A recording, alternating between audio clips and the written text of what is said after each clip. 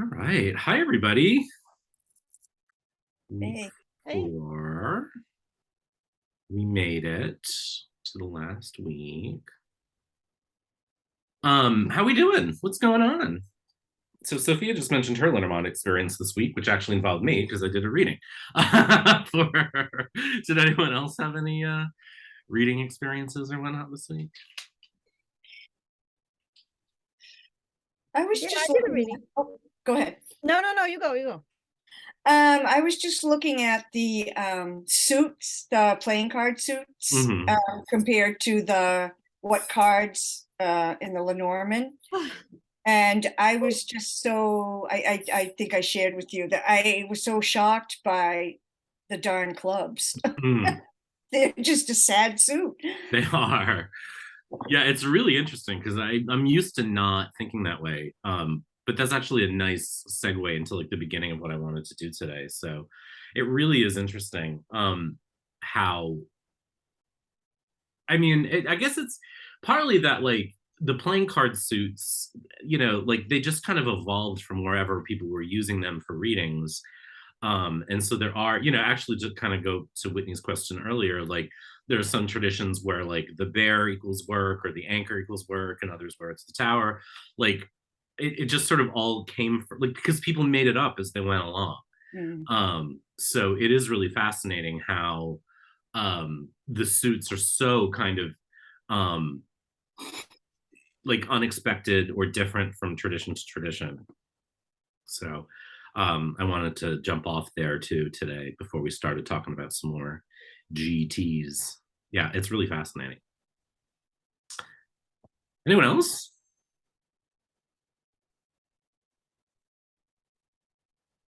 Nancy, you were going to say something earlier. I was, but I didn't want to interrupt your segue. Oh, no, it's fine. No, because it wasn't really much I just did like a 3-card reading and was about to post it on Instagram. And it was really because I'm brand new. So I've only just started studying, like making my little cards and stuff this week. So I'm not really that familiar with the cards yet. And so it was really interesting to see how literal they are. Yeah, I just did like a 3-card spread over if I was going to get paid by a gallery this week, because I've had a lot of trouble with them. And I got the child and anyway, clouds, and I'm like, oh no. But it was ship and child on the sides, and so I wasn't sure what the child meant, and then it all worked out really well, and then I understood exactly what the child meant. And so just interesting to see. I'm going to try to do a lot of readings where I know where the answer is definitive so that I can Yeah, learn them that way. that's just a really good way to practice, I think. That reminds me of a reading I did when I just first started picking up the cards, and I was watching it like a rerun of Friends, and I was like, what's happening in this episode? And it was like, it basically said like friends get into a misunderstanding and then clear it up. It was like dog, cloud, sun, something like that. I was like, yeah, that's every episode of Friends. Yeah, there's definitely a formula. I did a reading for a friend of mine yesterday. It was one of those readings where it's like, I know the answer, they know the answer, but we're just gonna do it anyways. They were like, I got invited out to the bars. I don't want to go. I don't like these people. I don't want to go. Should I go? And I'm like, well, no. And the cards were like, there's gonna be a fight. There's gonna be all this stuff going on. And they were like, well, that's why I go. And I'm like, all right, then I guess you're gonna go. So they were like, there was a fight. And I'm like, you wanted that. They're like, I know, it was the most exciting part of the evening. But it was one of those like kind of funny readings that like I'm glad that I have Lenormand in my pocket for. Because like I feel like tarot will do it, but it's one of those things where I feel like a lot of times with the tarot, it's at least like depending on the deck, like I'll have decks that I have multiples of. Like I have too many Thoth decks for reason. But so like I'll read with one and it'll allow it, but the other one won't. Where I feel like Lenormand is always up to play, which I think is great. So like even for the more silly questions, Lenormand's like, okay, fine, let's do it. I feel like Lenormand has like a gossipy side. I like it. That's awesome. I feel like it would be fun too to do the same reading with tarot and Lenormand while I'm learning, just to kind of like see what tone it gives. Mm, for sure. Yeah, I did a video like that recently. It was interesting. When you were gonna say something? I agree with Sophia. Lenormand, I was pulling cards and I was like, good Lord, this is like watching One Life to Live. Oh my God. It was interesting. My friend actually wanted me to do a tarot reading for her because she kept watching all these tarot readers on YouTube and they kept saying someone's coming back into her life. I'm like, well, let me try this. And she wouldn't tell me any specifics. After I started pulling Lenormand, everything that I read matched what she saw or heard in the tarot readings, and she started freaking out. My ex-husband can't come back. I don't want to deal with him again. You don't have to. Yeah. Change the locks. This is from 40 years ago. She's Oh like, my I God. want to deal with that again. Yeah, I legit. feel like it's very Days of Our Lives. Like it's giving telenovela. Oh God. Um, yeah, no reason.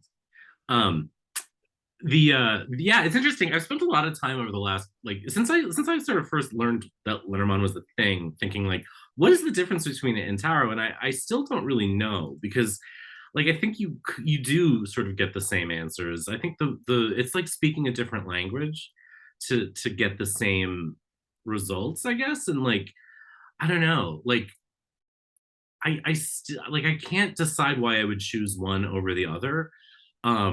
I've been reading tarot for now like 25 years, so like it's what I reach for. And until recently, I've really found Lenormand kind of limiting and uninteresting.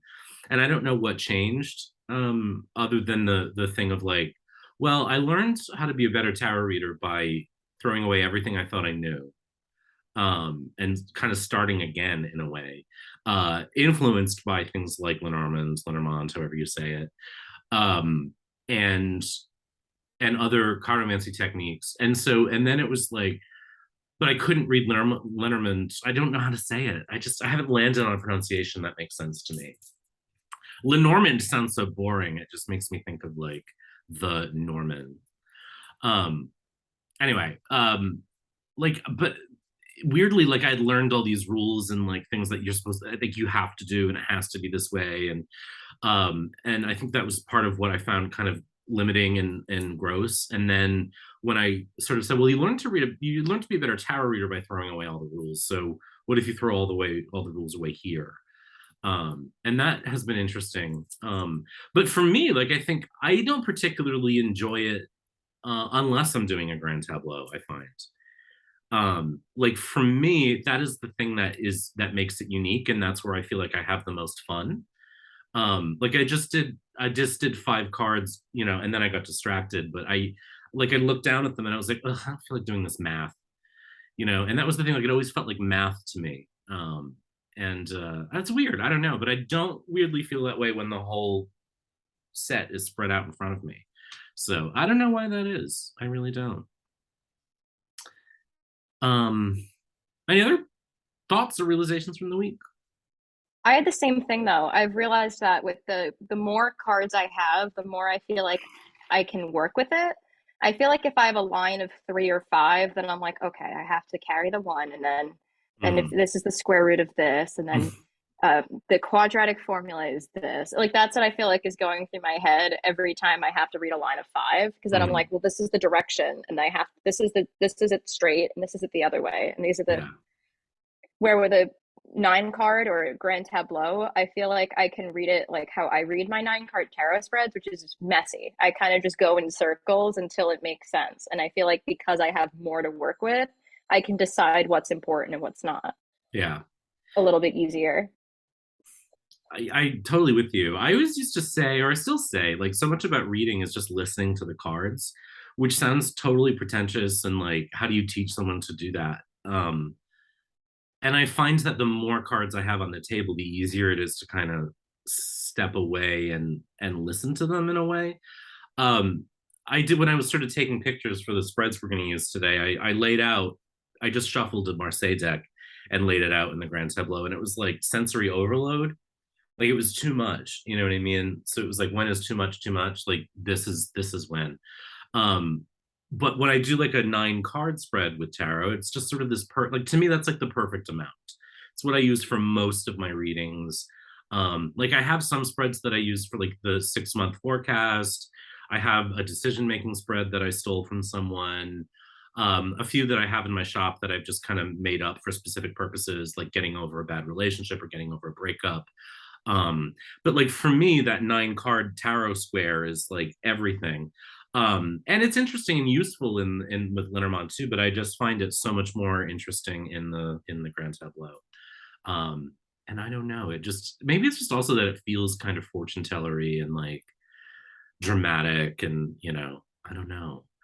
Like I think Sophia, you mentioned last week the opening of the key, which is a Golden Dawn tarot reading, which like I've never actually done, but there's this sort of ritual quality to it that feels very sexy and cool. So like it feel like there's something about, I guess maybe because of the way we learn about where tarot comes from, even though most of what we know about tarot is totally a myth. Um, Somehow that just imbues it with some kind of like cool, you know, drama, some theater. And I guess there's theater to the Grand Tableau too, which is interesting. All right, let's dive into some looking at some cards. So where's my, let me put my computer on Do Not Disturb first because I'm getting lots of strange messages from friends. You know, I mean, text message all day, but like I only seem to get weird readings or messages from people when I'm teaching or like leading a class or something. All right, and now we need Keynote. Where are you, Keynote? There you are. And then let's share our screen. The green, big green button, I miss it every week. All right, so let's talk about the playing card inserts a little bit. I'm still not fully like, it's so I was reading Camellia Elias's book yesterday, the Read Like the Devil, Lenormand's book, however we want to say it. And you know, it's she's her her basic thing like is they're there, so we might as well use them. You know what I mean? But she's so far in this thing I'm reading isn't very specific about when. It's sort of using them as a you know, as kind of, I guess, listening to when they call out and when they don't, I guess.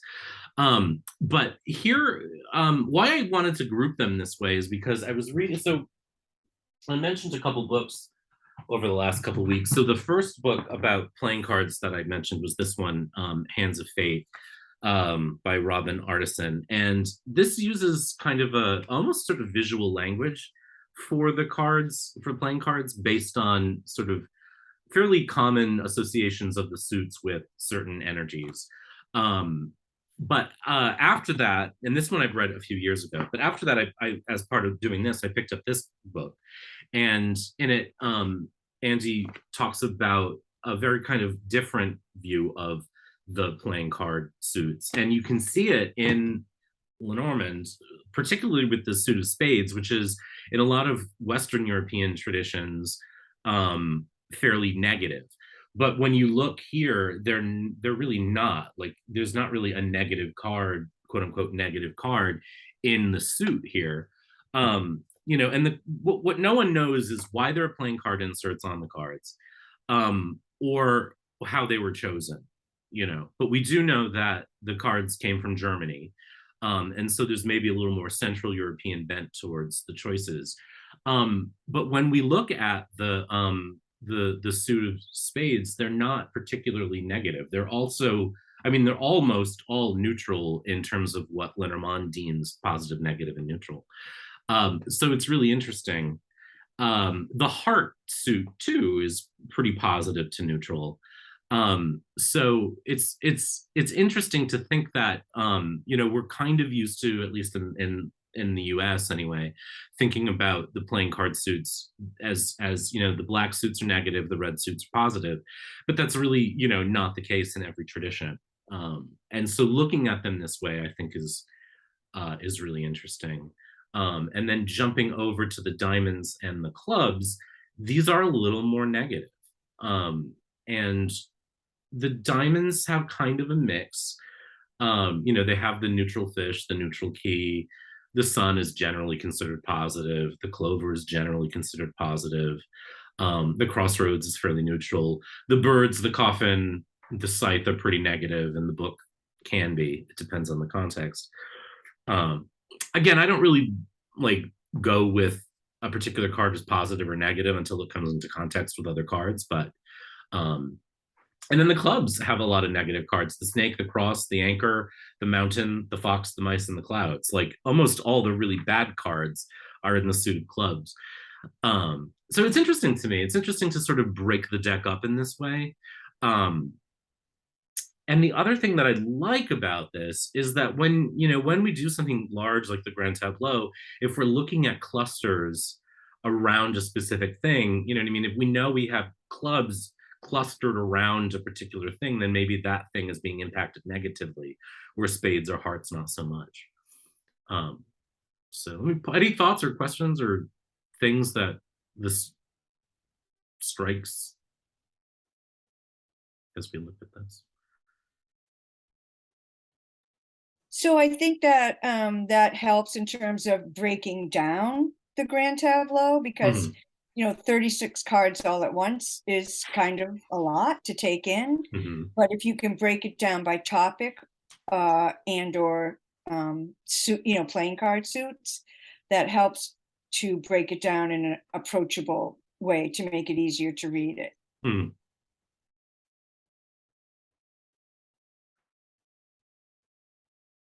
I think it's funny that the ring is the ace of clubs if the clubs tends to be the most negative. I know. Amusing to me. It is. It's interesting. And I didn't set these out in any particular order, but it does strike me that, it's in such a negative suit. And like one of the interesting things that I think about again is a lot of like the culture and the time and the place of where these came from. And like, I mean, who would be reading cards in this way, when the Game of Hope came out? And it was probably like middle class or wealthy women, white women in their salons, thinking about like, when is my daughter going to get married, kind of thing. You know what I mean? So that it falls in that category, I think is really interesting.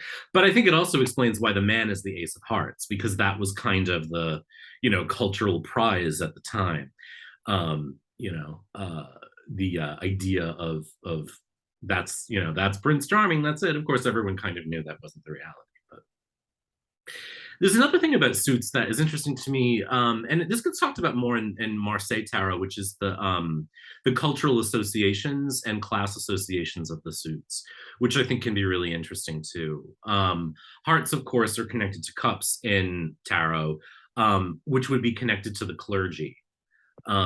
So the church, the priests, the popes, the bishops, the spades are connected to swords, which would be the military and the law, for lack of a better term. Diamonds were associated with coins, which would be sort of merchants or business. And then clubs associated with wands would be serfs, peasants, farmers. And that is interesting to me too, in the idea of kind of the suits and what they suggest, which may be another reason why the clubs are so negative here. You know what I mean? Because they are the lowest in terms of the class hierarchies. So that is particularly interesting too. But if we draw lines between the like the old-fashioned classes and today, like the clubs do theoretically have a more difficult life experience, right? These are like our frontline workers. If we draw a line between the serfs, the farmers, the groundlings, and today, these are minimum wage folks. These are folks on the front lines, whereas with diamonds, we're dealing with, head, bosses and CEOs and, bankers and financiers and Wall Street. So that's an interesting thing too, is like the associations of the suits with classes and groups of people, I think can go a long way too, and if you're doing a reading about like something around legal issues, you kind of want to look for where the spades are, because they would be associated with lawyers, the law, that sort of thing.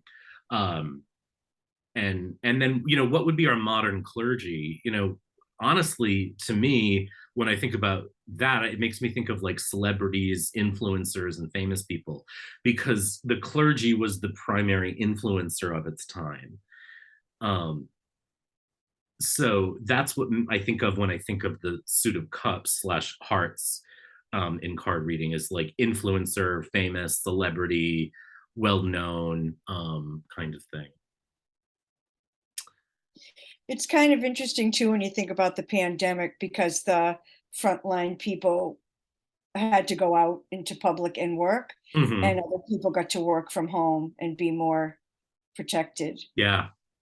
Yeah. I mean, the house, for example, in the suit of hearts makes total sense, where all of the, you know, all of the cards, with the exception of the scythe, you almost sort of expect to see the scythe in the suit of clubs, because you know it's the ultimate, it's the farming tool in the deck. But of course, the cultural concept of being able to cut others is the business, you know, the business leaders, the bosses, they're the ones who get to fire your ass. So in a way, it's sort of, you know, class wise makes sense that it appears in the suit of diamonds, um, as does the book. You know, like education is only accessible, and always has been, if you don't have to go work in the fields, if you have the money to afford it. You know, likewise, a coffin is an indicator of wealth. If you can afford to be buried in a carved box, you know, rather than a pine box or just thrown in burlap in the ground, you know, there's an indication of wealth. I mean, you can even think about the fish as food, as sort of being, you know, something that would be available if you had that available to you, if you could afford it. The birds, you know, makes me think of pets in cages. Like it's the wealthy who keep animals, you know, in cages for their own enjoyment. So to me, is just sort of a lefty, you know, thinker. The class associations to me are really fascinating. Yeah. I took it's interesting to look at it from a Marxist perspective, where like wands is proletariat, as you were saying, you know. I'm sorry, clubs, and like diamonds being the bourgeoisie, you know, Yeah. spades being more monarchy, Mm-hmm. and then hearts being you know, clergy, but also healers, which also brings in doctors, right? Because it's like we think of spades as cutting, but we think of hearts as healing. Yeah. That's a great point. And the spades is cutting, because there is a tradition in card reading where spades represent knives or swords. Um, and in the tradition that this book talks about, they represent shields. And so they go from being a weapon to being a protective armor, which again is another thing that you are safer, you have more access to if you have money, or weapons, you know, to protect yourself.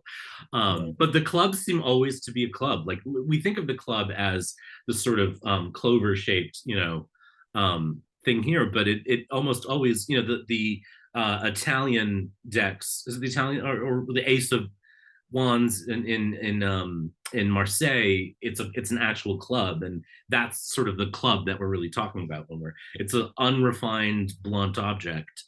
Um, and that's what we're seeing in that suit. Even the bear, which isn't necessarily a negative card, is kind of an unrefined blunt object in its way, which is really interesting to me. It's just a fascinating thing. And you know, I was thinking over the week, and whenever I really like Camilla Elias's way of thinking, and I really like her books. I often feel like when I'm done reading her that like I don't know anything about these things that I've been doing for years and years and years, because her take is so specific. And so I was thinking, you know, yesterday about like there's so many things that you have to like intuit and know and respond to, and like all the techniques, like you know, my head was spinning last week when we finished, just by talking about all the techniques that you can use in the grand tableau. But what I find is that like in the throes of a reading, the things that you need tend to burble up if you relax enough to let them happen. That's not my normal state of being, is to relax into it, although I've gotten much better at it. Weirdly, I think reading at the flea markets has forced me to let go a lot, because I don't have time to get in my head. strangely, and so like the pressure shifts from like getting it right to getting it done. um and that takes me back to my work life, where I constantly am telling my team like, done is better than perfect, done is better than perfect. But you know, when you look at a reading, if you can get yourself into the space of just letting go, things do tend to burble up. And that was, so I started offering grand tableau readings in my Etsy shop this week, which is how Sophia landed on a reading for me. And I was just like, I'm just going to do like $10-$20 grand tableaus to see, you know, who bites, right? Because they actually, I can read them relatively fast. I think you're reading, Sophia, as well, like 15-20 minutes. But that just comes from sort of relaxing and saying, okay, let's just do this in 20 minutes. And it was an interesting experiment for me, first of all, to charge money for something I've said I'm very bad at for a long time. Because actually, you know, the ones I've done this week have been really interesting. But to sit back and just allow it to happen, because I put myself in a position of making it have to happen, really was like a weird motivator for me. I once had an acting teacher who, you know, was like, you're the only person I know who gets better when you have to impress people. And I said, that's not acting, that's terror. But I think like somehow, I think somehow the readings do the same thing. It's like when you do get into a space where like nothing, where like the stakes are like theoretically really high, but you have no control over the outcome, just letting go and doing it is weirdly sort of comforting to me. I don't know why, but there was a long ramble that really had nothing to do with anything about me being nuts, but there you go. Other thoughts about the suits?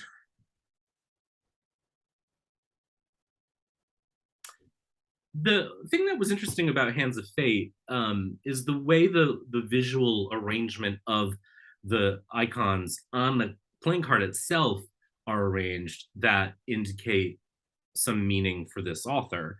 For example, looking at the 6 of diamonds, there on the clover, you know, he talks about it as sort of being a path through something and like an honor guard. You know what I mean? Which you could say too for any of the cards, but the way like the 9 of diamonds is like the way is blocked, like he actually uses the visual arrangement of the icons to suggest meaning as well, which I think is interesting for folks who like are very visual. I don't know that that would speak a whole lot to me, but I did think it was an interesting thing to consider as a reader. I don't know that it will ever mean much to me. I tend so far not to look too much to the playing card insets, but like Camellia Elias says, they're there, so why not use them? So it's interesting. But I do think in like a smaller reading, like a 9 card, looking at the mix of suits, just like a tarot reading, I think can tell us a lot about the overall feeling or tenor of the reading. You know, if, for example, there are a lot of clubs, then it may be a more combative situation than diamonds, say. I don't know. So I wanted to throw that out there. I didn't want to spend a whole lot of time on it, but we did sort of promise to talk about the suits. And I wonder, as we look at the readings we're going to look at today, if they kind of create any influence for us as we go through. So that is simply that. So what I want to do now is actually start looking at some grand tableaus again, because why not? So let's pull up a photo. I'm not going to switch to my iPad this time because it made dealing with the recording really a pain in the neck. Although it was fun to be like a weatherman. Can I mention one thing about the 7s that I'm noticing with the mice and the birds? It looks like something's missing, and with the mice, that makes a lot of sense, as if that, you know, there's an imbalance. So it's as if that one club is being eaten away at, right? So it gives you that sense. And same with the birds, it reinforces that idea of gossip, like that isn't there. So I do like that about the 7s. Where are they here? Oh, and the 7 is the tree and the letter. Oh, well, yeah, the letter, the idea that you're communicating with someone who isn't present, maybe, or and then the tree, health, you know, either you got it or you don't. I don't know. Yeah. Well, the letter is made out of the tree, so there is a diminishment there. You know, I mean, letters and books are made from trees, so. That's cool. Yeah, I wonder if I sort of thought about doing it by number too, and I forgot to list it out that way. That'd be something worth looking at too, I think. All right, why don't you open?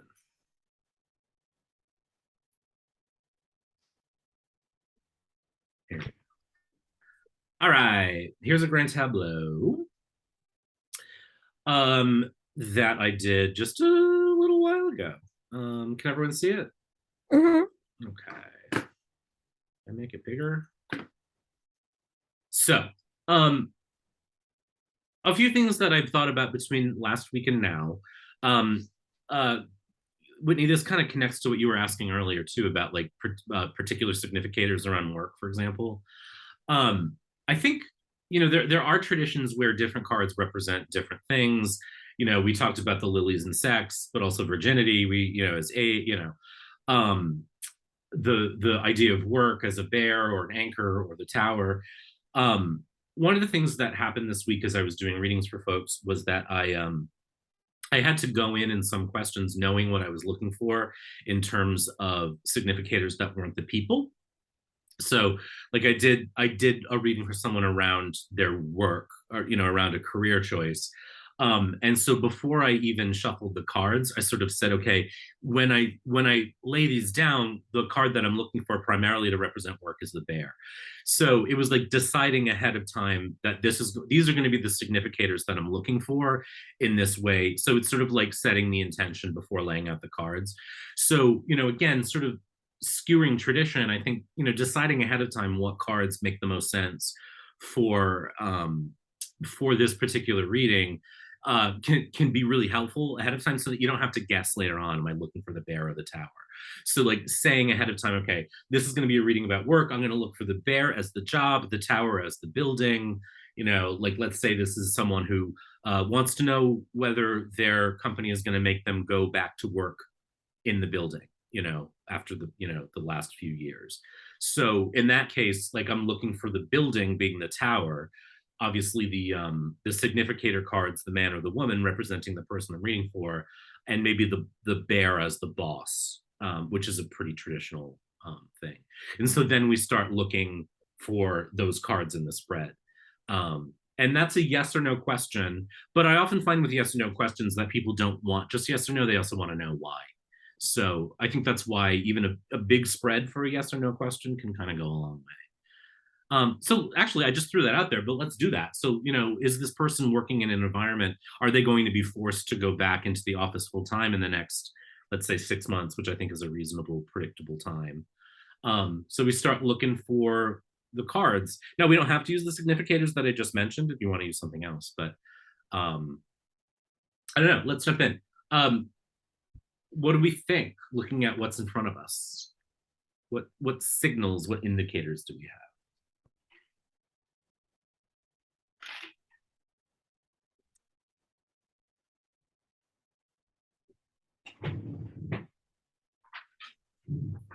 I want my little house reference too. So just to recap some stuff from last week, some things you can do first is look at the first 3 cards to see if they give you a meaning. You could also read the corners, which would be the scythe, the anchor, the lilies, and the book. I tend to go right for the significator that I'm thinking about. But in this case, it's actually kind of a convoluted situation because what's the significator? Is it the person that we're reading for? Is it the building, or is it the boss who makes the decision? I think all 3 matter, but we want to make sure that we're answering the question, which is, are they going to be made to go back into the building full time? So let's use the woman card in this case as the significator, just because it's the first one I saw. I mean, the fact that it's right next to the tower and the garden, suggesting like you're in the building with a group of people. Yeah. Historic, moving towards that in the future. Mm-hmm. For sure. And the lilies here make me think of traditional old ways of doing things. Used to be. Yeah. Where you were in the building. Yeah. Mm-hmm. And actually, I can weirdly say that the company, if we take the tower as the company as well as the building, this sort of like you signed this contract, the letter and the ring to do this. This wasn't a secret. And the book is actually in the House of the Ring.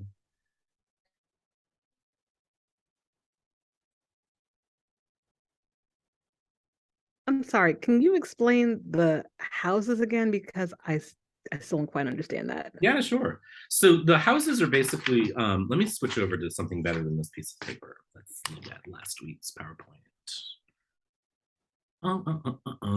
So the houses are basically the Lenormand cards in order spread out in this pattern. So in our photo, and this takes like some memorizing, which I don't like doing. So I have a cheat sheet. Why are you being rude and not showing me what I want to see? Not you guys, my computer. Oh, you know what? I think because I don't know why. Where'd it go? Did I close it? Do you need to swipe to another? Honestly, I don't know if I closed it. Like where? I swear, like Mercury is still retrograding pretty aggressively. Whoops. And I know we have that whole Uranus recalibration going on, so I think that's kind of messing things up too. I buy it because things have been weird and gross all week. I don't want that there. Go away. Delete. Ugh, technology. Come on. Anyway, well, I guess this works. So, so the grand tableau, the houses are optional. Like not everyone uses them, but the grand tableau is the cards in order from 1 to 36. And you say a card sits in a house if it sits in on top of the slot that would go to its card in the order. So for example, the scythe in this reading sits in the house of the rider, which may or may not influence the relationship of the card or the color of the card, the feeling of the card. Like you could say if the scythe is in the house of the rider, then like the movement of the movement of the rider card gets cut by the scythe, or you could suggest that the scythe is kind of moving through the reading. You know what I mean? So like it can influence the way we interpret the card. Not everyone uses them. I find that I kind of do go reach for them a lot, but I don't have the spread memorized because it's not the way my brain works. So I have these cheat sheets like around my reading table that I just use to reference if I want to look. So like in this case, I said the book was in the House of the Ring, and that's because it shows up in the bottom left corner, which is the House of the Ring. Does that make sense? It does, but then like what's the significance of the book being in the House of the Ring? Like how would I interpret that? So Like, it just occurred. Yeah, that's a great. Having you don't want to tell, or yeah, it occurred to, I think it only mattered to me in this case because we were looking at the ring as like, look, you signed this contract. It wasn't a secret because the book is usually secret, and it made me think of the ring. But the fact that the book, you know, the ring is in this row, and it was like, look, you agreed to this job the way it is. And the book I said was not a secret, and because it's in the House of the Ring, it made me think you agreed to this situation, you agreed to this book, as it were. But that was only just something that popped into my head. It could sort of be like a planet moving through a house in a chart, right? Yeah. And it's not dissimilar to like positions in tarot, like positional spreads. So like we could also look at what's going on in the House of the Tower, and that will give us information about work too. Right. And the House of the Tower is in the House of the Man.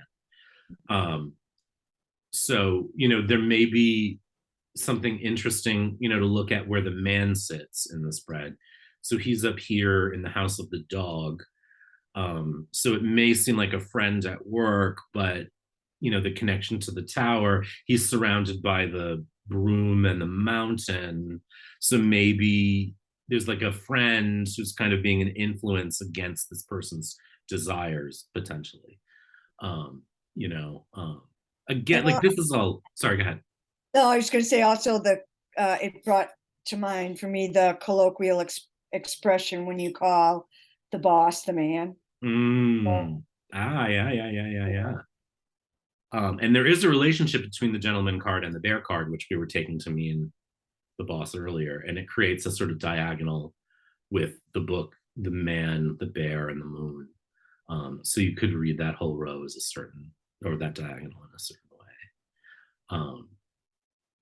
This man is by the book, for example, and uses his influence to do whatever the moon does. Now, the moon's an interesting card because the traditional interpretation is reputation, which has never made much sense to me at all. I kind of don't get that. I think about the moon literally as a pull, a draw toward, or something cyclical, and so that might mean that this man is sort of pulled toward using his power, the power of the bear, that's gravitational force, to sort of be by the book, as it were. But you don't need the houses unless they are interesting. I do find them interesting sometimes because it is like, to me, it's always, I just find it interesting, like where cards are sitting in, and it may not tell us anything. Like the woman's in the house of the woman, which doesn't really tell me a whole lot. She's in her own house. So that doesn't really push me anywhere. But like, what are other interesting cards in the spread? We said we were going to look at the bear as the boss. The bear is where? In the house of the whip. So again, there's like the powerful sort of, I was reading in Camellia Elias yesterday, and she was talking about how the whip isn't just a thing, there's the sense of repetition with the whip in Lenormand, but it's also a thing used to force. A whip isn't just a repetitive action. It's used to make horses run faster, to go faster than they want to, and so the bear in this case in the house of the whip suggests, a powerful person who's using their influence to push things. The moon is in the house of the house. So, I can sort of read the moon is shifting, cycling away from the house. You know what I mean? Like, as we talked about cycles with the moon, in the moon of the house, maybe cycling away from working from home. We could also look at the relationship between the woman and the house, which shows up. Where's the house? Where's the house? Oh, right here. So she intersects with the house at the fox. The house is in the house of the fox. So there's just all kinds of different ways you can sort of daisy chain for this. But yeah, maybe, I don't know where I was going to go with that. Not like this guy doesn't use houses at all. So it's worth knowing that you don't need them. Did that help? Or did that just make it more confusing?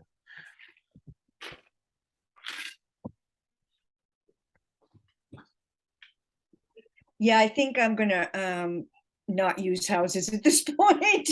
It's just one more layer that kind of is like, oh no. Yeah. And you really don't need them. I mean, we already started to get a pretty clear answer without worrying about them. You know what I mean? I was the idiot who brought them into the conversation and made everything confusing. I do find it interesting to just, say what house is this in? But just to go back to Leslie's point, you know what I mean? The woman is surrounded by the tower and the garden, which really seems to suggest a public space, for sure. The stork is a migratory bird.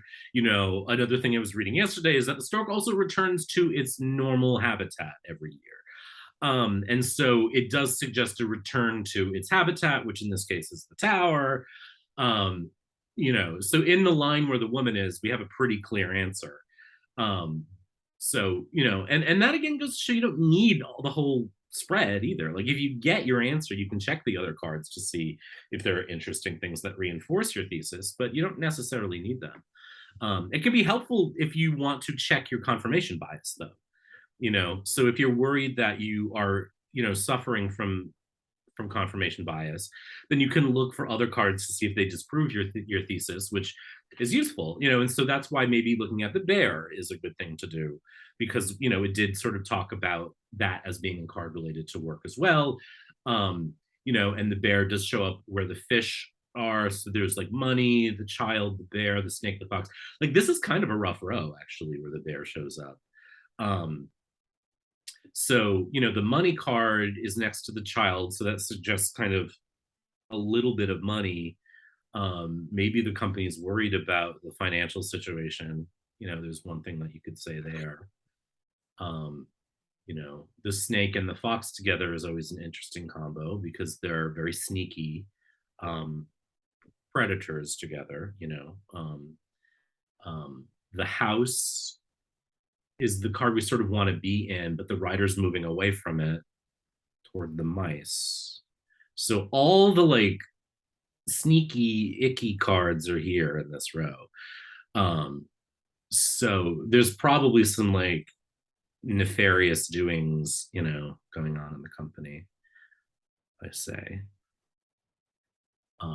The anchor is another work card too that you could look for. Also kind of surrounded by the clouds and the mice.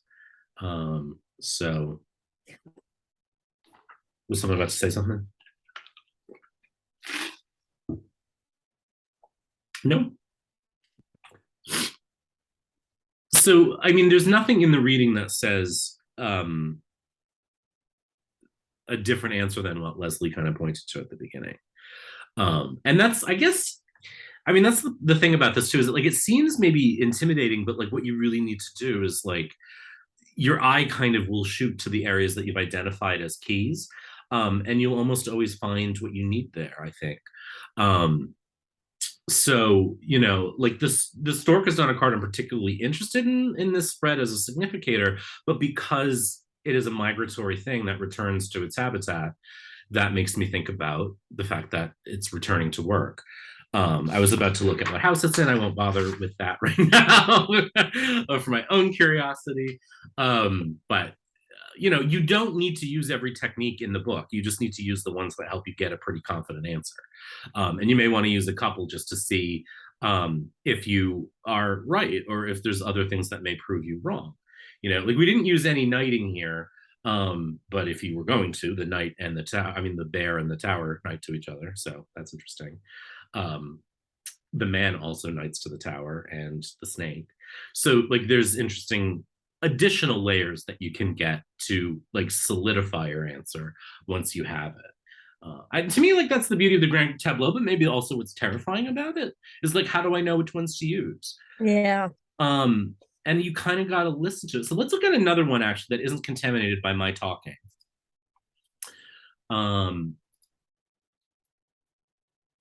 Let's see.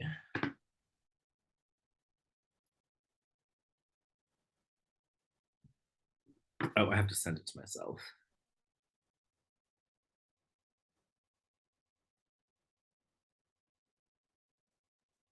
Yeah, I was just going to say what I like about a grand tableau is that I first thought before I knew anything that you have to read all 36 cards, and that's not really what you do. You're just looking for your key cards. Like, I want to know about work, I want to know about my love life. And then you just look for those significators that you pre-designated and see what they're doing, and that's your grand tableau, Exactly.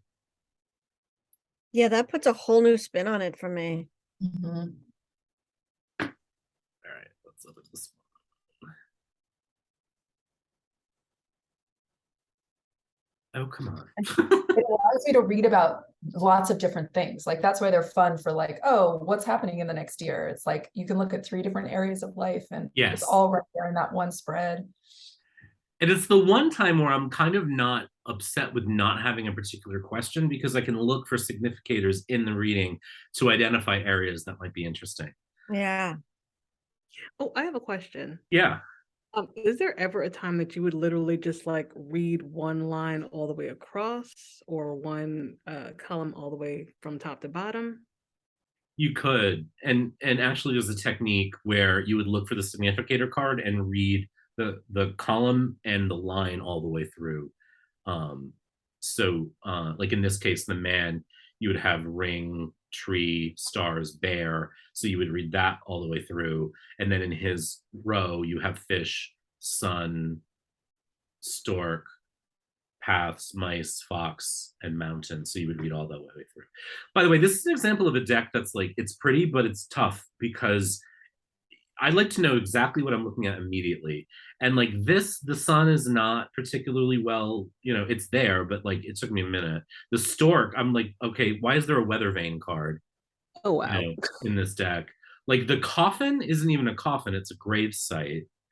I don't understand why the stars are like these mobiles. So like this is a beautiful deck that I don't work with ever because it's kind of more like this is the letter. What do you see there? A feather. I mean, that's what I feel this. I feel the same way about Memento Mori. I love that deck, but a deck where the tree is a gallows is heavy. Yeah, that's right. And I'm kind of into that, but like I I gotta really think about it. When I read that deck like a true Lenormand, I have to really think for a second, like, what am I looking at? Do I want to read this as a tree, or do I want to read this the way that she's depicted it? Like, I feel like there has to be that kind of intentional code switching almost. Yeah, yeah. And I'm realizing that I was wrong. This is not the coffin, it's the cross. This is the coffin in a hearse. Oh. So,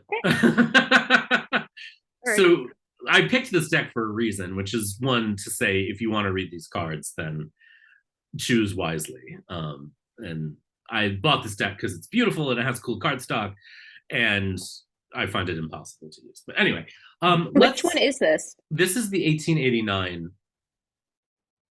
deck. And I don't even remember when I got it. But I do know that I bent a bunch of cards because despite the fact that the cardstock is beautiful, it is not flexible. So, ooh. Yeah. Okay, I'm sorry, I have one more question. Yeah. So when you were talking about reading the row with the man in it and the column with the man in it, it sounded like you were skipping over that one card because it was a significator. So are you reading in pairs where it was like the ring and the, I'm guessing that's the tree? Yeah. Okay, and then the stars and the bear? Stars and the bear. So I would technically, you could do it any way you want to. Technically, you would do ring, tree, stars, bear as kind of a sentence. So you could say something like there's a commitment to a long-standing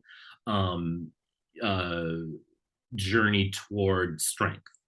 Okay. Really off the top of my head, really fast. So I was just confirming that you weren't including the man card in the sentence when you were reading it. Okay. Yeah. Technically, the man and the woman don't have any meaning on their own. They really just stand for people. Okay. I've been thinking for years about like what could they like. There are times where you have, a reading that there's no relationship going on, and so if we're reading for a man in this case, what does the woman card mean?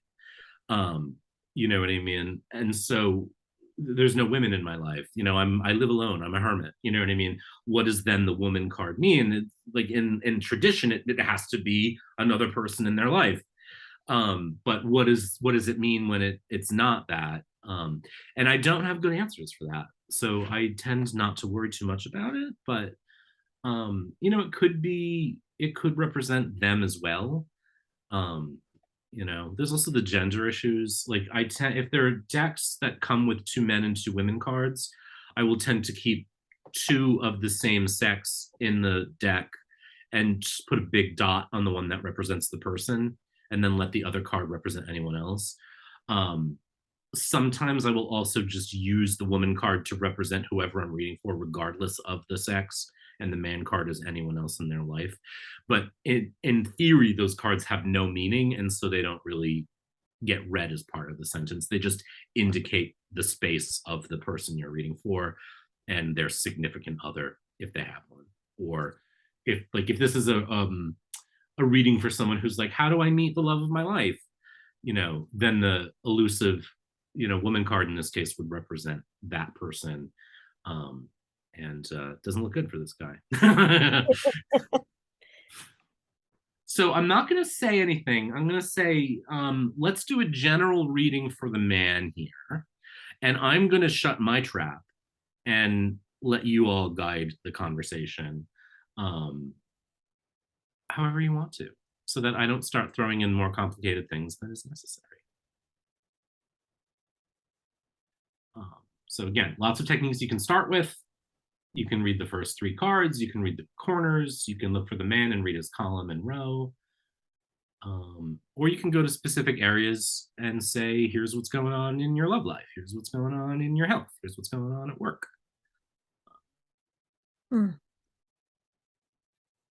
I'm tempted to start immediately with that little 9 card box around him. Yeah. Because I looked at the first 3 and it looks, if I'm reading these correctly, it looks like child, dog, and cloud. So it looks like there's some obscurity around maybe some events in his childhood, maybe around his concept of loyalty, friendship, things like that, which I think reinforces what I'm initially seeing here in his 9 card box. So above him is the ring. To the left of it is clouds. To the right, I believe that's supposed to be letter. Yeah. So then if directly in his column, above him is the ring, below him is tree. So what I'm getting just off that little T that I see here is that perhaps he proposed to someone. He was trying to come from a place of stability, but because we have birds and crossroads and the stork and all of that, it seems like maybe this is something in his past. The woman's also nowhere near him. So maybe he proposed marriage to someone and didn't go as planned. And now he's trying to figure out how to move on from that, or he's at this crossroads. But it doesn't seem like if he proposed to someone that it went well, because there's a lot of negativity in this little square in terms of, well, we have diamonds. Well, it's diamonds, hearts. It doesn't look terrible, but I just, that crossroads there and clouds being present kind of tips me off that maybe it's not the best case scenario for him. Sure. You just brought up another reason why I don't love this deck, which is that all the card insets are hard to tell what they are. Anyone else see something different for the man's square?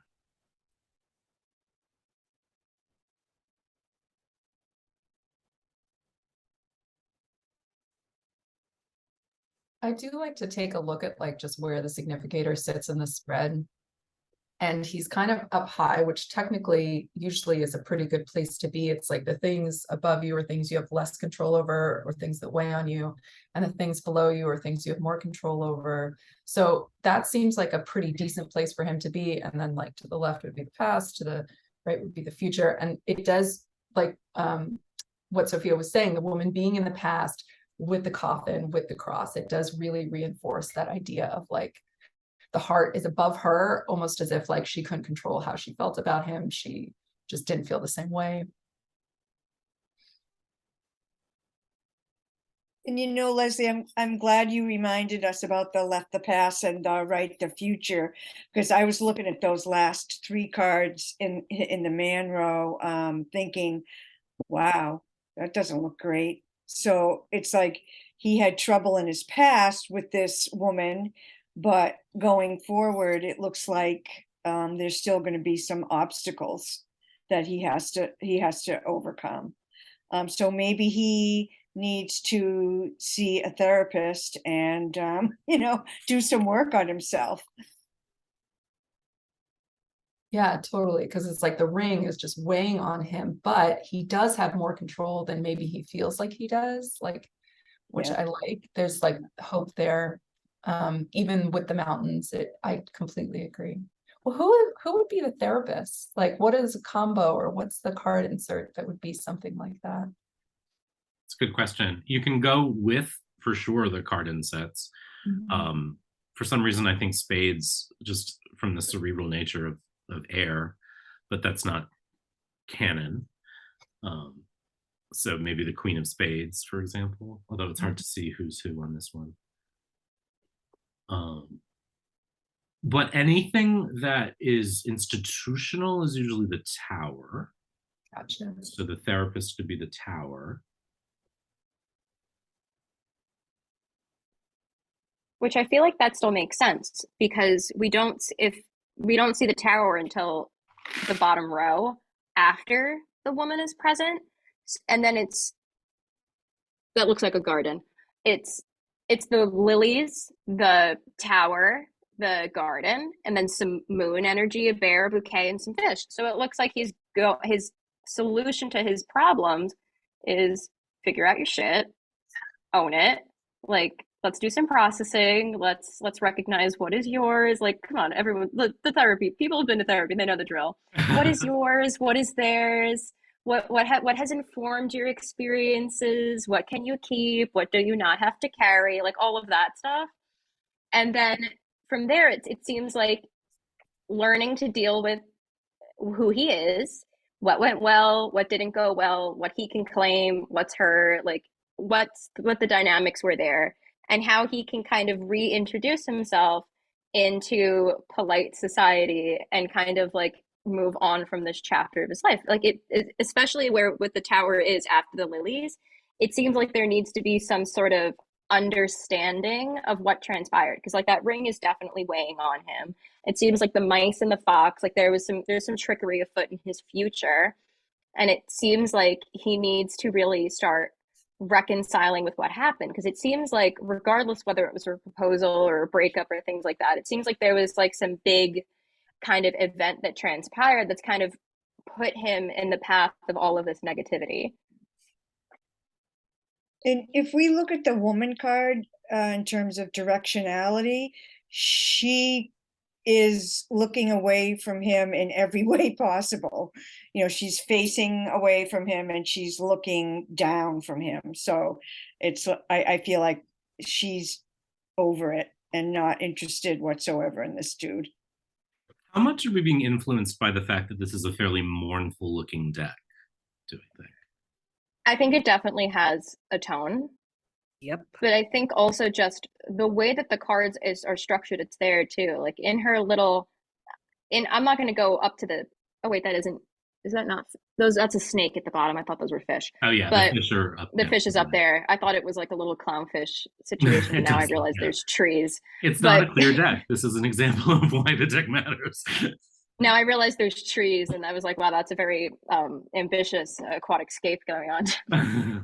But so in her corner, without the fish, without the stork, without any of that, just like the row above her, we have a closed book. We have the writer going elsewhere. We have the cross behind her, the coffin in front of her. It seems like she is gone full gray rock. She's like, enough, I'm done. You're cut off.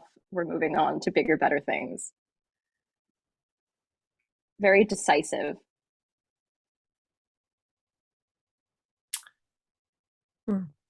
Other thoughts? How's his health?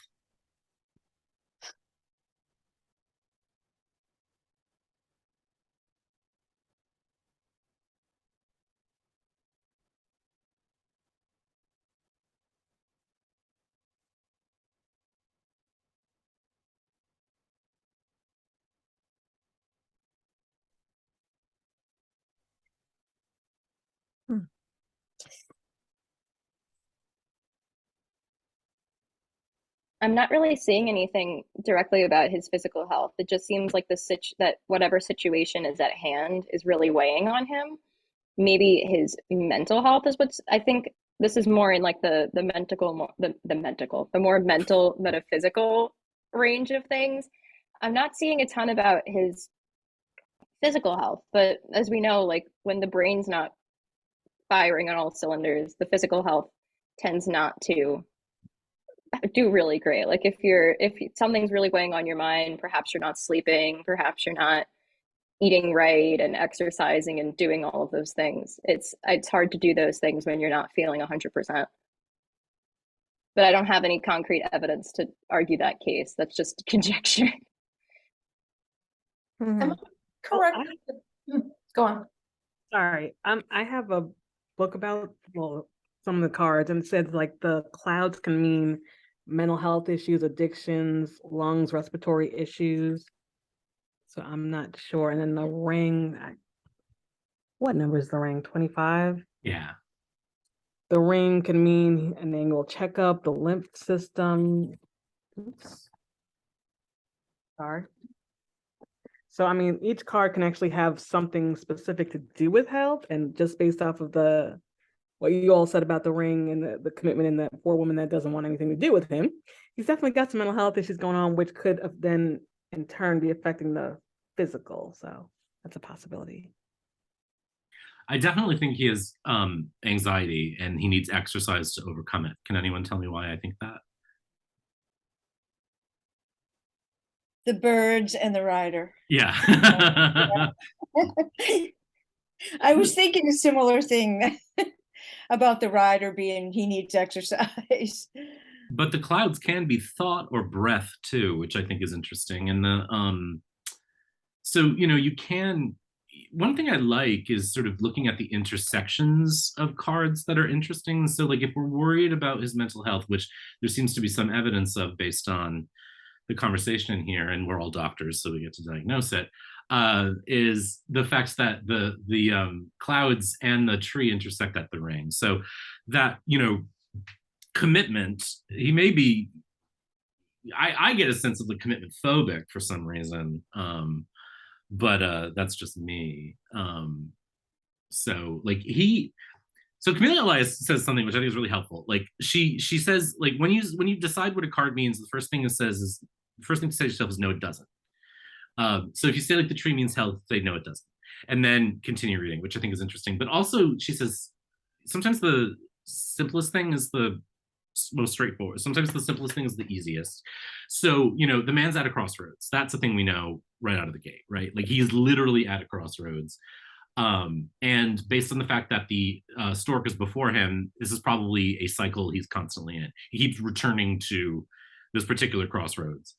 So that's interesting to me. And then for me, like the detective wants to know, well, why do you keep doing that? Why do you keep returning? And I would say it's because he's afraid of mice and foxes and he doesn't want to climb the mountain.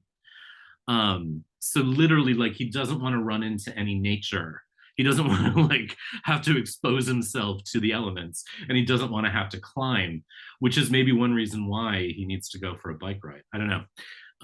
So it's so fascinating to me. What's fascinating to me on multiple levels is how everyone will have similar and differing reactions to the spread. And also how like we want to free ourselves from meaning, but also keep reaching for the meanings as we know them. It's a really fascinating thing. And I don't think you can ever unknow what you know. And so to say forget everything you know about the meanings of Lenormand is tough, because some of those meanings are helpful, but it's sort of being open first to sort of, this is the thing I teach in tarot a lot, which is forget everything you think you know about what the card means and look at it in the context of the situation. And so let's do that by saying, what's his home life like? Ben, can I just say one thing about your statement about the commitment phobic? Yeah. I mean, that cloud and ring is exactly perfect for that, right? That says it all right there. Yeah, because the shifty clouds and the ring. It's also not lost on me that the clouds are in the house of the ship. I'll just throw that out there.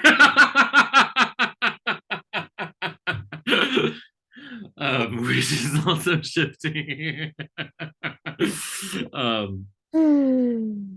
But how's his home life? First of all, what are we going to look for when we look for his home life? House. Yes, that's the obvious solution, right? Because we want to know what life is like at home. So the house is surrounded by, on top, the crossroads, mice, and the fox. Then on each side we have the birds and the key, and then below it is the whip, the lilies, and the tower. So what is life like at home? Not looking good.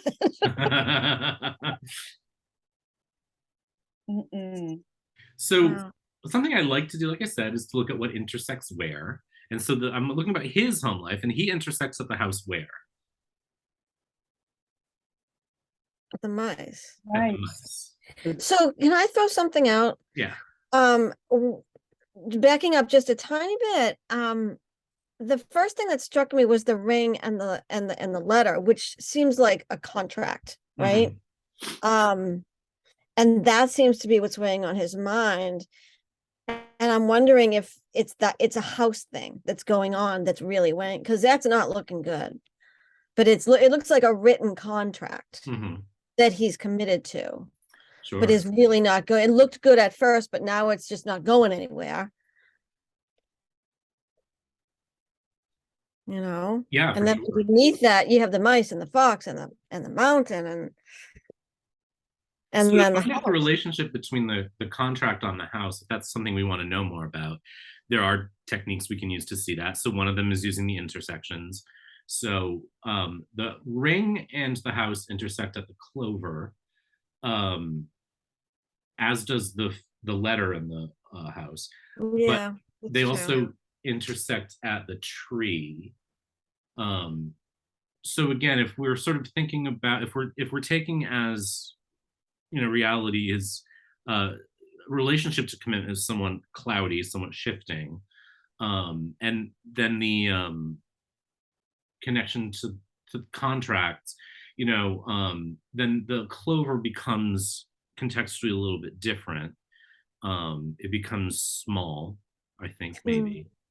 And the tree becomes kind of forever, so he may have, again, sort of fear of committing to, not necessarily, it doesn't necessarily have to be literally buying the house, but committing to the house, Mhm. may seem overwhelming to him. He may, yeah, or may have found out that, like with mice right above it too, it could be in a state of disrepair. And we can look very literally and say there's mice in the attic. And then what is that a metaphor for? You know what I mean? Like the house itself is infested by something. Um, and what is it infested by? Um, all the things around it, really. So like there's indecision, there's sneakiness, there's anxiety, there's locked doors, there's abuse and sort of old people and being locked up in an institution. You know what I mean? Like you can sort of start to look at it that way. So then the home life becomes infested by all this stuff. Mhm. And that's one way to read it. Leslie, go ahead. The house, the lilies, the snake leads me to believe it's an old house that might have plumbing issues. I know snake plumbing when in relation to a house. Yeah. Or things that are like behind the walls, or things that you don't see outright, but that are issues with the house because it's old. Yeah, old plumbing, old wiring. Mhm. Yeah. Yeah. When we let go of the expected meanings of the cards, we're open to things like what Leslie just suggested, which is that the snake becomes plumbing or wiring.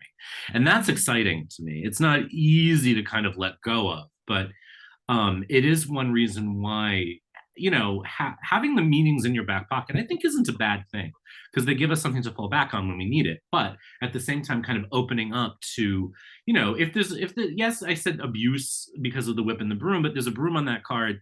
It may just be a dusty old house. You know what I mean? Like, or there's like fox droppings, that need to be cleaned up.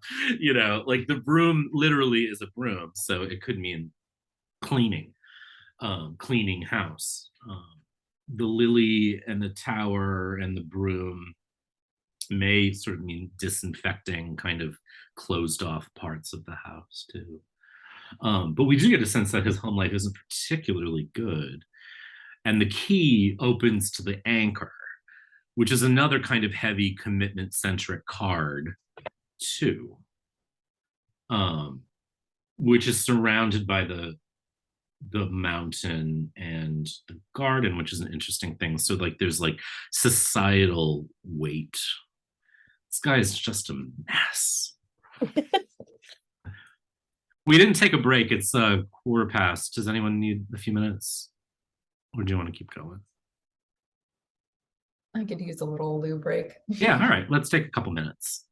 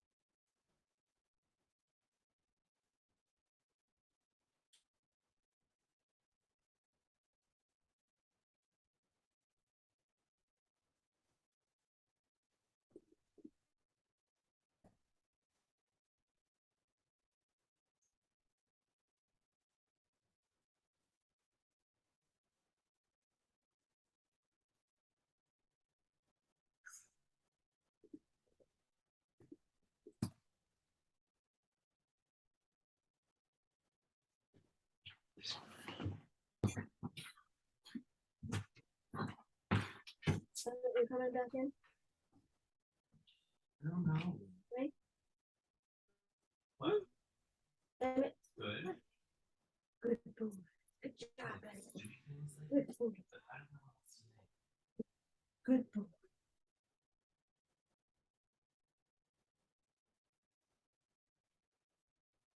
That's calling to you.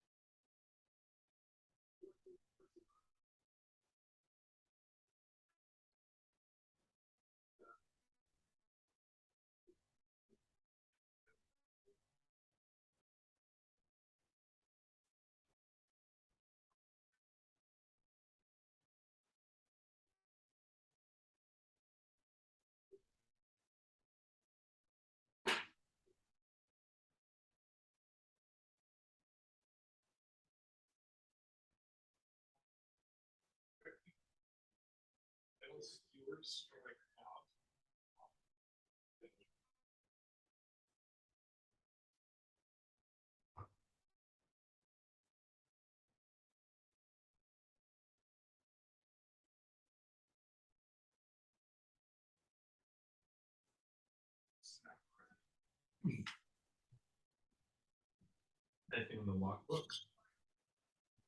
Oh, wasn't there something else in there? There was a bunch of stuff. I mean, it's you. Get back.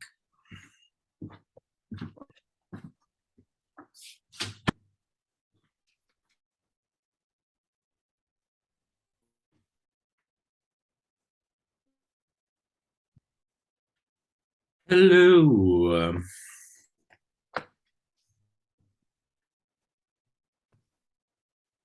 How we doing? Well, once again, my head is swimming. In a good way, but it's like, man, this is really something, this Lenormand. Yeah. It's fascinating to me. Yeah. Like on a lot of levels. I don't know. I think, so many of us want like a checklist. And in a way, it's like we kind of have to let it guide us somehow. And there are like I don't find reading the first three cards useful ever. I don't particularly find the corners interesting usually. The bottom four, honestly, like the only reason I use this version of it is because if I'm looking at what's in the house of the woman, which would be in this case where the room is, if you use the 9x5, or not 9x5, the 9x4, there's not a full square around that house. So, but like there's some folks who would say like those bottom four cards have a special message. So if we were reading for our guy here, moon, bear, flowers, and snake would mean something in particular. It doesn't strike me as anything, but I don't know. But it's all to me about techniques that sing for you. You know what I mean? Like what you're drawn to seems. I think Matt. Like I did a reading for someone yesterday, and the scythe showed up roughly, I would say, where the birds are in this spread. And the woman significator was where the mice are. And I was trying to figure out this relationship, and I can't quite remember. I felt really strongly that the scythe meant something, but I kept looking at it from all angles, and it just wasn't singing to me somehow. And I said to the person I was reading for, like, I feel like this means something, like something needs to be cut. I don't know what. And I haven't heard back from them, but maybe it'll strike something in them. I just said, I can't see anything in particular that this is telling me, other than that it feels important because it's calling out to me. So it's an interesting thing, but I think you kind of have to let it pull you through it, in a way,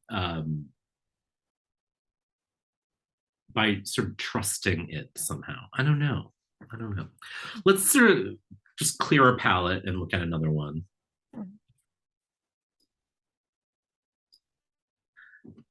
Send this to myself too.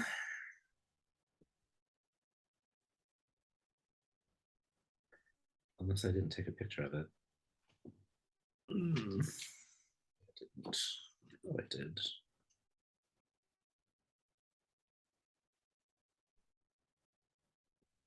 Yeah, I did. Ah, here it is.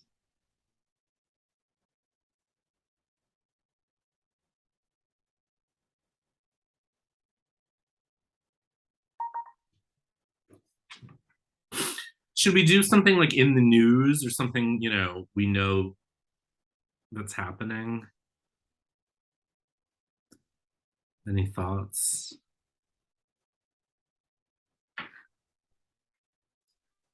Well, Tari Nichols is the big news right now, right? I thought about that, but I felt.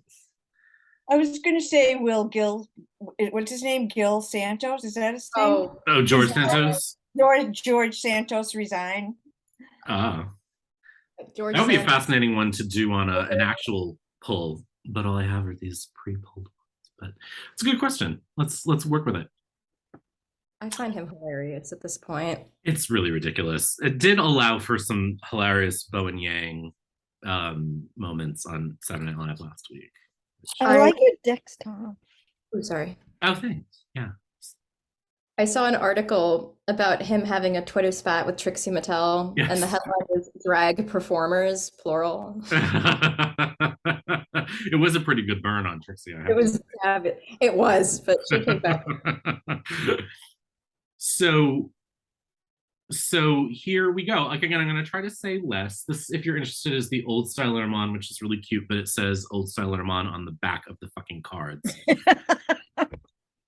which is like such a turn off. It is like text on the back of cards.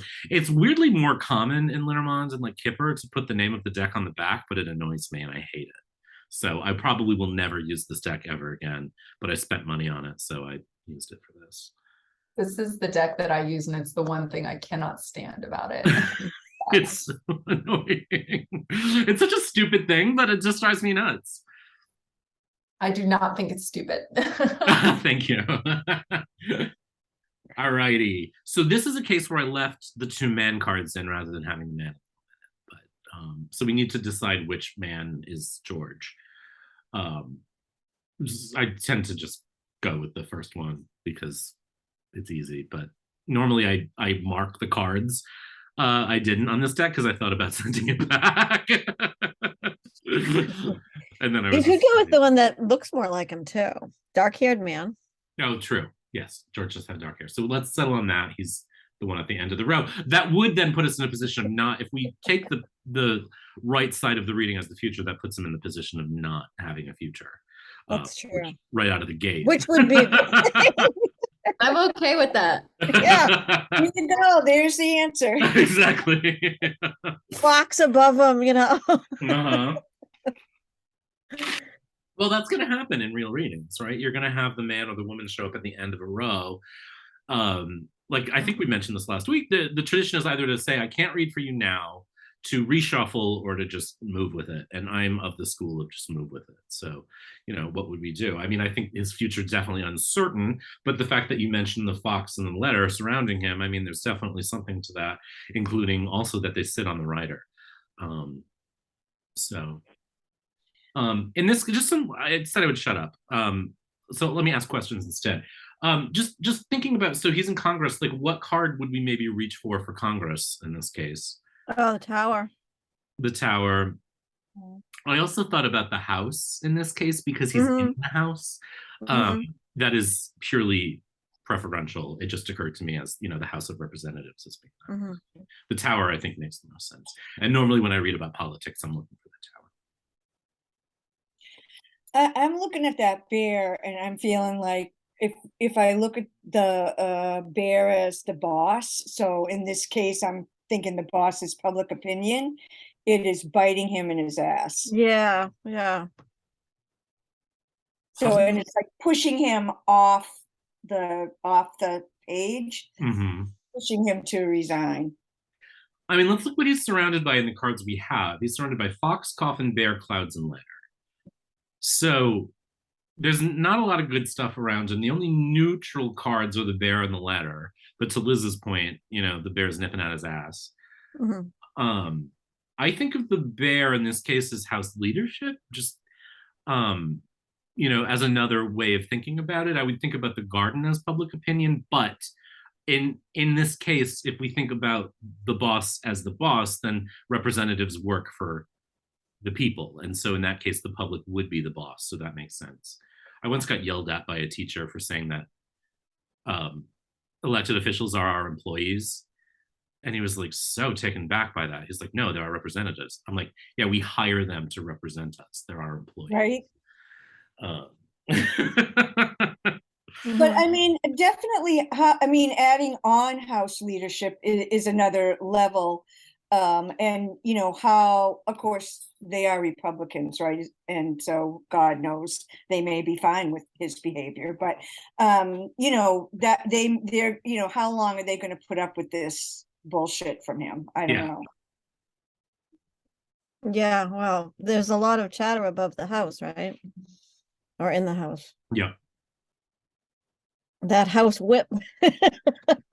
I mean, there you go with literal, right? Like those are things that matter. You know what I mean? The house whip, for example. Although the house, is it just the minority that has a whip? There's no majority whip, is there? There is. Yeah, there is. So it does have a relationship to the bear for sure. Yeah. So yeah, I mean, what we don't see are cards that we do. We have the coffin, you know, as sort of an ending. It looks to me like he'll be pushed out rather than resign. Exactly. It feels like it's the only thing he can't, like the only thing he has control over is that letter of resignation, right? The letter of the writer. Yeah. Yeah. Yeah, it seems he's eventually going to have to leave. It just is dependent on whose terms he's leaving on. Right.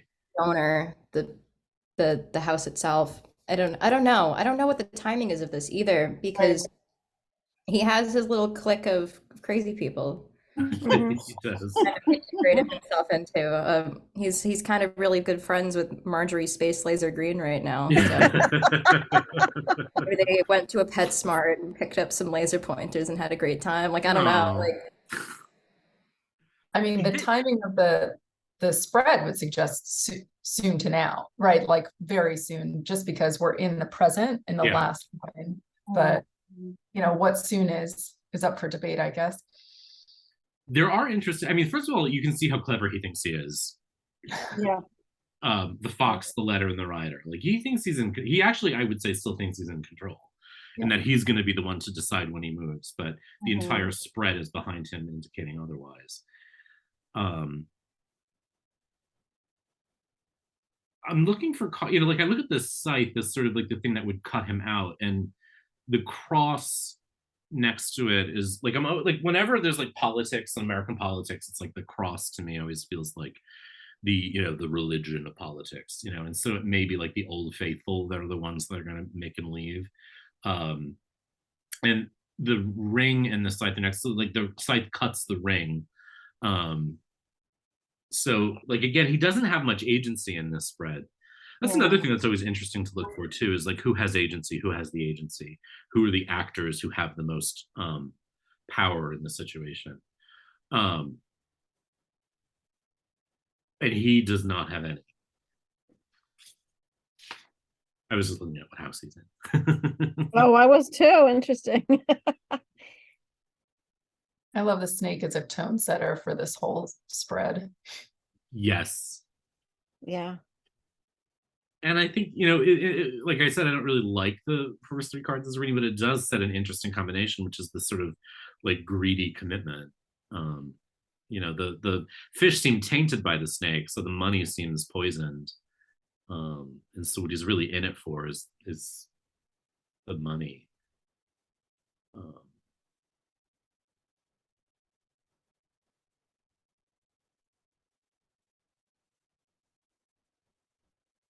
All right.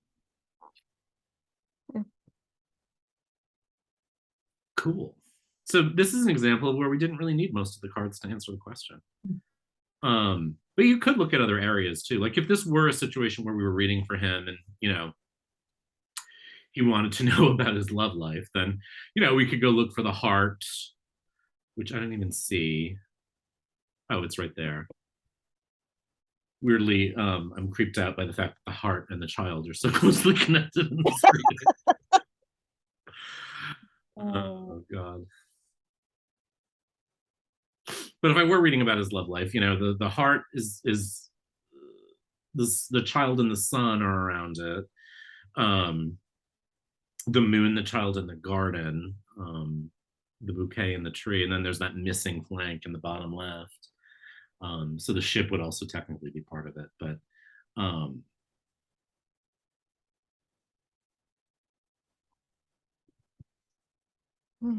it's like the garden and the sun and the moon here make me feel like a lot of, even the child is like, what I do for attention. Like my love life is for attention. And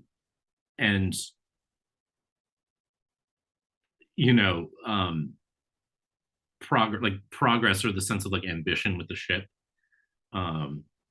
So there isn't really a romance kind of love. There's like an ambitious kind of love. And the other significator card would be the other man, which is in his row. So I would look for that too, surrounded by the mice and the key. The mice, the man facing the mice makes me think whatever relationships were there have sort of diminished. And he's turned away from. Yeah.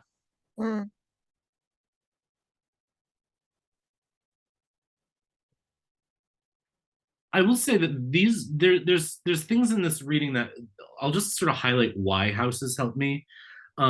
Because like the heart shows up in the house of the letter, and again, that sort of contributes to my feeling about attention being something he cares about. The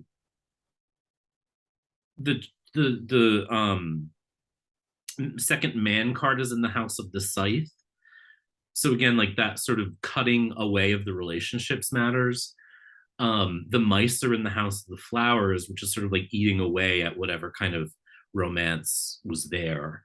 And the dog is in the house of the birds, which anyone who's like close to him sort of feels anxious about knowing him. So there are like, I do find the houses really helpful if I let them kind of not overwhelm. Like they don't all help necessarily. Like the snake is in the house of the writer, that doesn't really tell me much. George is in the house of the stars. And I like I said last week, I think of the stars as being our compass. He doesn't have one because there's nothing pointing toward the future for him. The coffin is in the house of the snake, which makes me wonder if there's like some backdoor deals that are happening to get him pushed out, because God knows that doesn't happen in the house.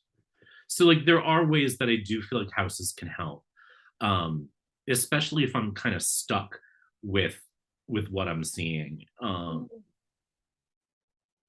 The tower is in the house of the mountain, so this is like not a great time for this institution. so those things really kind of give me clarity, I find. But again, you really and we only brought in the heart because I just was like, well, let's find out about his love life. You know what I mean? Like if you didn't care about that, if that wasn't the reading, there really is very little reason to read it other, than information pertaining to the question. So yeah. Any other thoughts? I've seen the bear and man combo together, or if woman, if the case is as a narcissist. Mm. And the bear is in the house of the bear, which sort of Big narcissist. big, right? It is interesting. I mean, they tend to fall. The clouds are in the house of the mice, so like again, there's like an interesting tension like there of, just like this eating away of the mind, the brain rot almost, which is connected to the letter, which is in the house of the heart, which again kind of underscores how smart I think he thinks he is.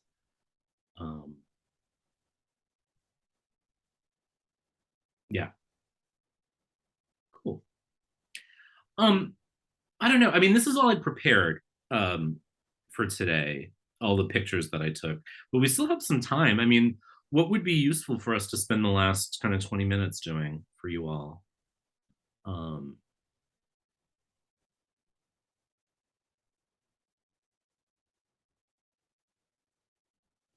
could lay out another spread and take a picture of it, so it's not like I can't do that. We could do an actual question. I could lay out the cards and take a picture, and in that instance, we'll have pulled the cards for the actual question, which we have not done so far.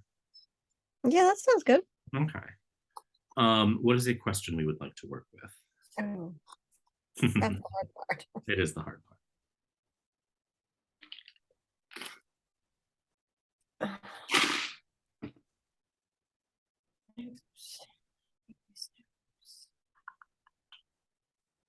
Politics is always easy. I mean, we could go with something like, what will it take to get the debt ceiling deal sealed? Something like that. Good times. All right, well, let's do that because no one's disagreeing with me. So I will be right back. You can keep talking though, because I can hear you. Whit, could you tell me the book that you were looking at that had the health stuff in it? Me? Oh, I thought it was Whit that did something about Oh, Whitney. Whitney. Yeah. With the Lenormand deck that I had. I'm sorry, I couldn't hear you. It came with one of the Lenormand decks I bought, the Afro Goddess Tarot Arcana Lenormand. Oh. So it talks about health, career, and love and what each card means. Uh-huh. But oddly enough, I was just looking at her site, and she has it's a tapestry that has the whole grand tableau, and she actually has an additional card in hers. But the grand tableau she's using isn't one that Mr. Benjamin just showed us. So now I'm a little bit confused how she's reading the grand tableau. So she's doing 8x4, and then she puts the last 4 cards in like the last row, but they're not like in this picture that he's showing. They're literally like, it would be under the clover, under the bouquet, under the heart, under the tree, and then she has her additional card under the stars. So I'm confused. Hmm.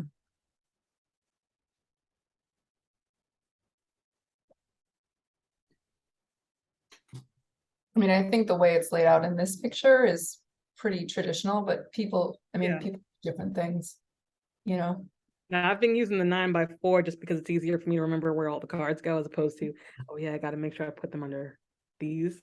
Mhm. But I mean, I guess if you're throwing out all the rules, you can do it however you want to. Mhm.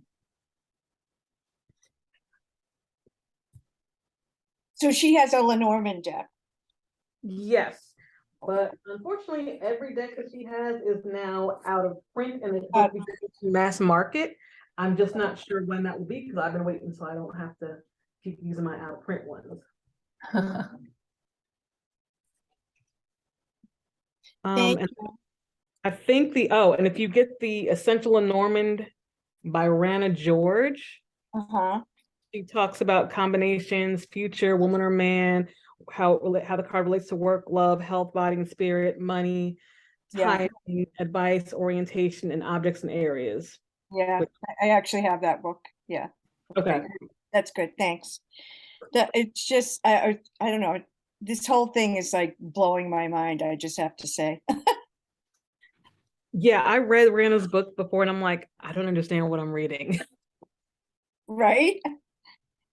Sometimes it just, I mean, I feel like the way we've been working through these grand tableaus, it just has made it so much more understandable to me than when I'm reading a book and they have all these Questions. yeah, all these different, and it could mean this or it could mean that, and it could mean the next thing. So I feel like just chunking it down and breaking out these grand tableaus is really been helpful. Mhm. Yeah. All right, I'm back. I don't know why I ever thought of doing it this way before, by like actually just pulling them and taking a photo, but we've come to that conclusion now. So, yeah. So it is funny how accurate the pre-pulled ones have been. It's true. It's almost like this is magic. This book, by the way, has health stuff in it in terms of the associations of health. This is the her name's right in front of me, Caitlin Matthews' book, Yeah. which I would say that these two books are kind of the best Lenormand books that I've read. But to Liz's point and to all of your points, doing it is better than reading about it. It is. All right, can everyone see this spread here? Yep. I took this picture on my iPad, so it's amazing how much less the resolution is on that thing. Anywho, so we're thinking about the debt ceiling and what it's going to take to get a deal. So I think like any deal usually involves the ring in theory, but it doesn't have to. So can everyone see what the cards are, or do you want me to sort of? I think the only one that's a little confusing down here, this is the birds, which is kind of hard to see because it looks like a tree. And incidentally, it was stuck in the box. So it's at the end just because I was like, where's the 36th card? So maybe not totally accurate there. So I think it's interesting where the tower is. Where is the The tower? very bottom. Oh, yes, at the very bottom. Yeah. It's got nothing to the left and nothing underneath. Yes. And it's got a lot of stuff that's not in its control over Yeah. top. It does have the letter on top of it. So, I mean, there's another card, you know, ring, letter.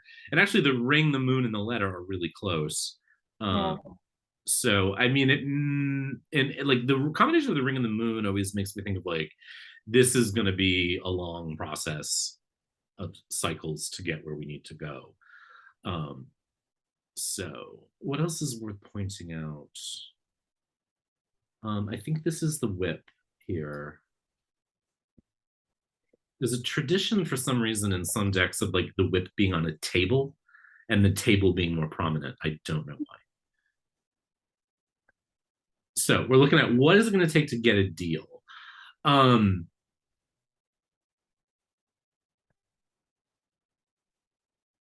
I can talk, but I don't want to. So I'll let you all guide. How are our significators functioning, our man and our woman, or Good man question. and how are they functioning in this reading? I mean, You could. I mean, there's a couple ways you could do it. You could use Democrats, what? Republicans, Democrats. That's what I was thinking. Is the parties, since they're the main players. So who's who? Where are they? Let's see. I mean, I feel like stereotypical. Well, I have the two men card in here. In this particular one. So one man is up here, and the other one is, I saw him before. He's right here. So they're actually in the same row, and the stork is between them. This one with the dot on it would technically be the main person, or the significator, but it doesn't really matter here.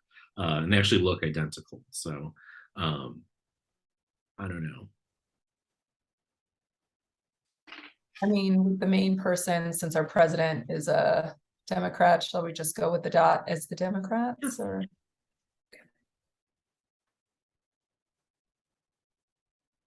Sure.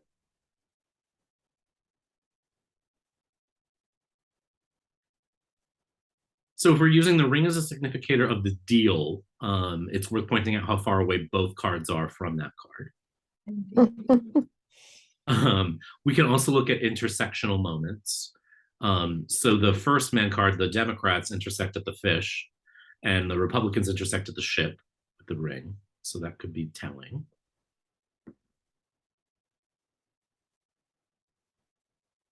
And if you're curious, the ring's in the house of the ring. Question. Mhm. You're using the intersecting cards to the left, but what about the intersecting card to the that's below in the same row? Oh yeah, you can do that too. Okay. So this man, well, they both intersect because they're in the same column. They both intersect at the card. Okay. I mean, that's interesting. The garden, as in they have to come together in some way. Yeah. Mhm. Because they both show up in the same column, it's worth looking at the column they show up in. And it's obviously man, stork, man, garden, cross. So, this sort of sentence is interesting, and the relationship between the Democrats and the Republicans being the stork, there's various interpretations of the stork. I mean, there's like the stork as in delivering the baby. You could think of the delivering the baby as a deal. Earlier, we were talking about how the stork always returns from its migration to the same place. And the cycles that we're seeing are pretty similar over and over again. The garden and the cross is an interesting combo. It actually makes me think of the base, each party's base, being the cross as like the belief of each party. But there's certainly other ways to read that too. The standard party loyalty is there in the Republican. Say that part again. The standard Republican Party loyalty is there with the dog. Yes, where's the dog showing up? Right next to the Republican man. Oh, that's the Democrats. Oh, sorry. That's the one. That's fine. Yeah. So if we look at the cards around, so dog and bear. No, that's the fox. Dog and fox are around the Democrats. Scythe and key are on the Republicans. So I mean, you could say that the key for the Republicans is cutting spending. You know what I mean? Like cutting. Yeah. But for the Democrats, it's a much more emotional thing of party loyalty and strong arming and craftiness. Whoa. How did I do that? Like those last four cards at the bottom just feel like intractability is, Yeah. But yeah, I mean, there's a deadlock quality there and people are anxious about it. That's how I would probably read that. Mm-hmm. So we want to find out how they make a deal. Somehow we have to sort of figure out the relationship between these two and the ring. The big relationship between them is the stork. And so the bear intersects at the top with the ring and the garden. The garden. So the relationship between the stork and the garden is the bear and the garden. I think to Liz's point, it's almost the way public perception plays out is going to be key for the ring. And because we think about public perception here, it may be interesting to look at the card that suggests public perception traditionally, if we want to, which would be the moon. Reputation, yeah. Which is right here next to the ring. So it shows up with the letter, the crossroads, the garden, the mountain, the whip, and the clover. So like this may be the path towards the deal here, with the probably most important card being the garden, thanks to the relationship between the two parties and the ring. Not forgetting that the bear is there. So like strong, it's almost like whoever wins public perception is going to be the one that's able to climb the mountain, sort of whip everything into shape and get their win. But there's going to be a lot of dealing with each other in between. haggling, so to speak, because the letter and the moon just think constantly like changing the message, changing the wording, which may also suggest experimenting with tone messaging too, and spin to get the people to choose a perception.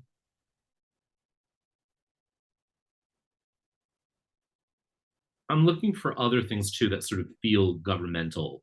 I'm looking at the house with the fish and the flowers. It is connected very strongly to the ring. The other thing we can do is diagonals.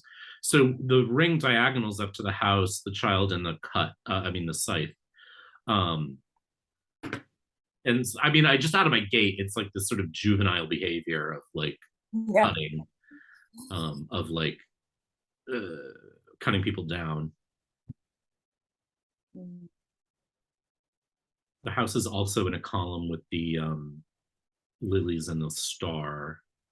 So there's this definite like positioning of the lilies always make me think of something kind of stale, which is really not very fair to the lilies. But it's like the old school bargaining tools is the direction that they're headed, but it's a public relations game, so it feels like that's not super useful.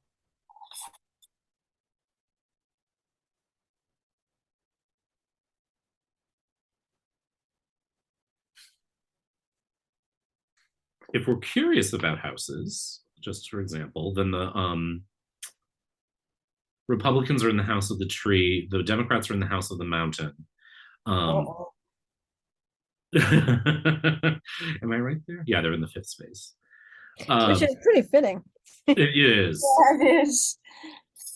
The ring is in the house of the ring, as I mentioned. The stork is in the house of the child. So there's, again, like, it just makes me think of immaturity, but it could just mean something small. How about the tower? The tower, I keep losing it. Oh, the tower's in the house of the key. And whenever that doesn't sort of click, I'll jump up to like the card that is the house. So the key up there is right next to the Republicans, but their key is in the house of the card, as in the clouds. What's interesting then becomes the combo there. It's like they have the key, but the sun comes out and the mice follow. So it's like they have some kind of, it's like the bargaining, they have like the bargaining chip, but when like things come to light, the mice come out and like chip away at it, which is interesting. And the mice are in the house of the coffin.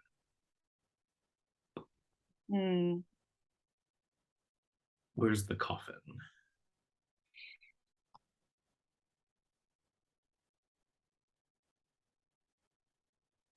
It's above the whip, under the sun, and rider. Oh, yep. And interestingly, it's in the house of the mice. So the relationship there, the coffin's in the mice are in the house of the coffin, the coffin's in the house of the mice. So again, there's like an eating away of some kind of like closed something. Closed door. Yeah. Which when it comes to American politics and the American political right, secrets being eked out in the sunlight is constant.